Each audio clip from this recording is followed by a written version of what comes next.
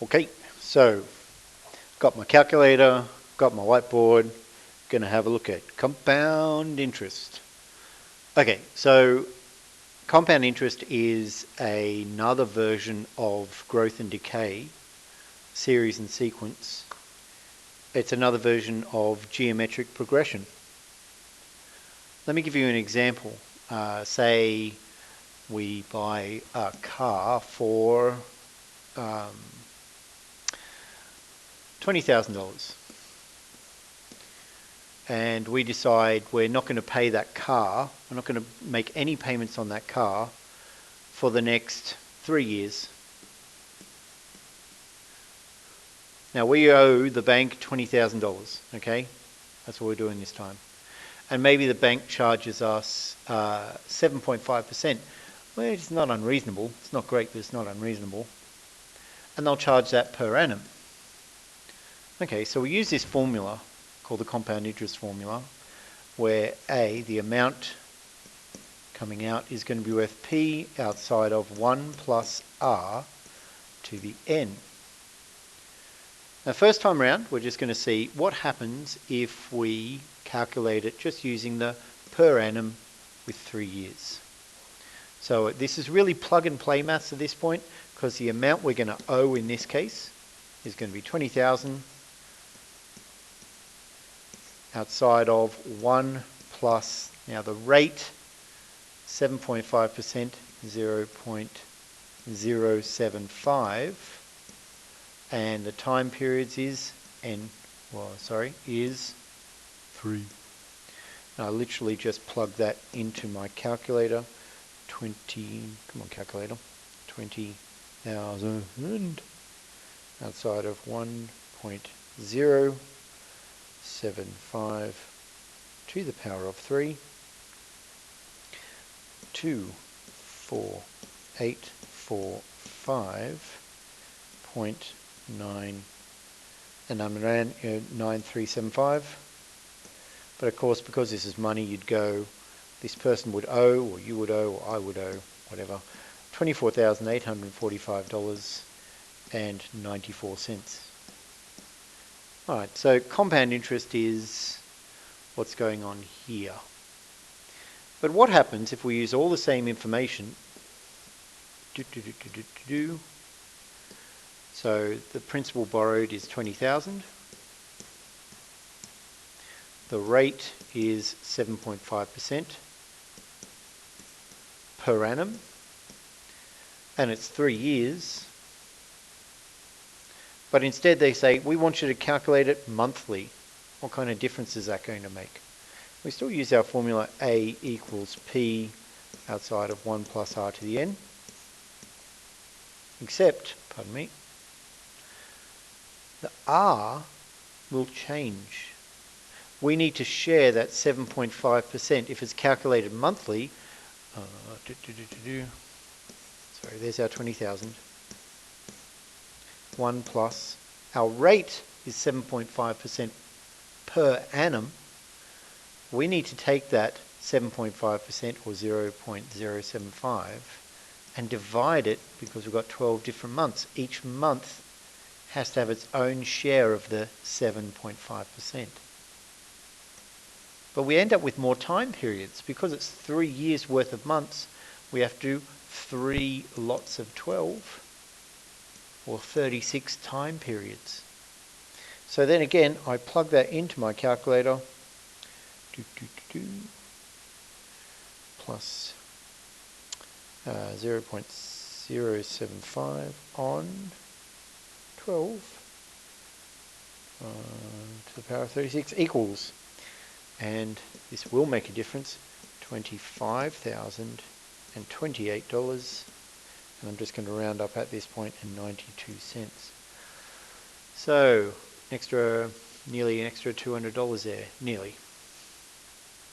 Alright, look, a lot of you will be familiar with this kind of calculation, this compound interest calculation. We've got this very important formula which you would use for calculating interest or growth. And I say growth because this can be applied to all kinds of different things. If I skip to the next page, for instance, This year, 1,000 nurses entered the workforce. Yay. This number is expected to grow by 3% each year, or 3% per annum. We've got our A, and we've got our growth rate. Look, before when I said these are geometric series, that's because it's going to jump by a common ratio every time we move to our next year. Now, our starting point is 1,000.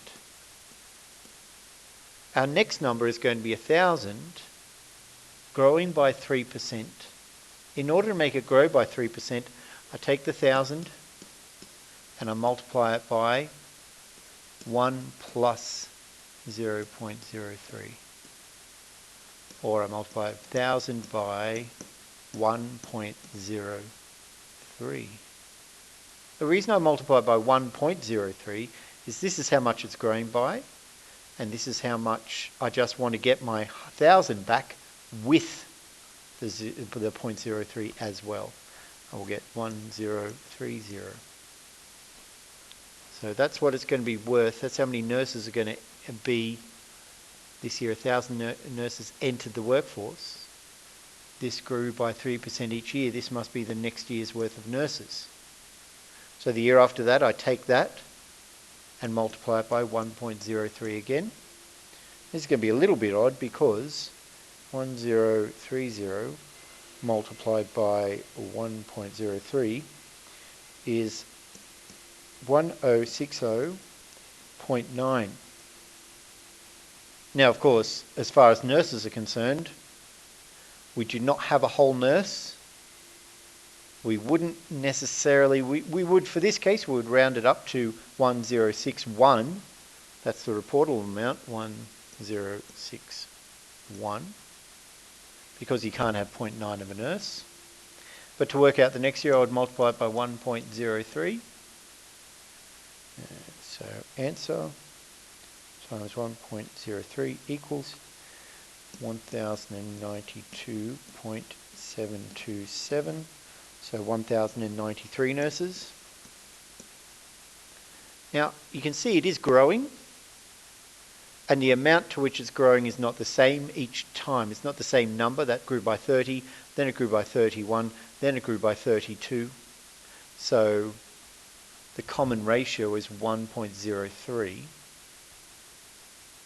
Can we use that formula we had before, which was Tn equals A outside of R to the n minus 1? Isn't this our formula for growth for geometric series? The problem with using this formula to answer these types of questions is that this thing here is not T1. That's a very important distinction. If we wanted to find what happens in year 1, 2, 3, 4, we could do that very quickly by saying A equals P outside of 1 plus R to the n, because we know the principal P is 1,000, and we know the n is 1, 2, 3, the third year, and we know the rate is 0.03. So if I put exactly that into my calculator, 1,000 outside of 1.03 to the power of 3 equals, and I get this number here. So if I put exactly this into my calculator, 1,000, 1.03 to the power of 3. Now why is it 3 and not 4 here? Because this is year 0, and this is the first year after, because we need a year's worth of growth. We need another year's worth of growth. Year 2, year 3.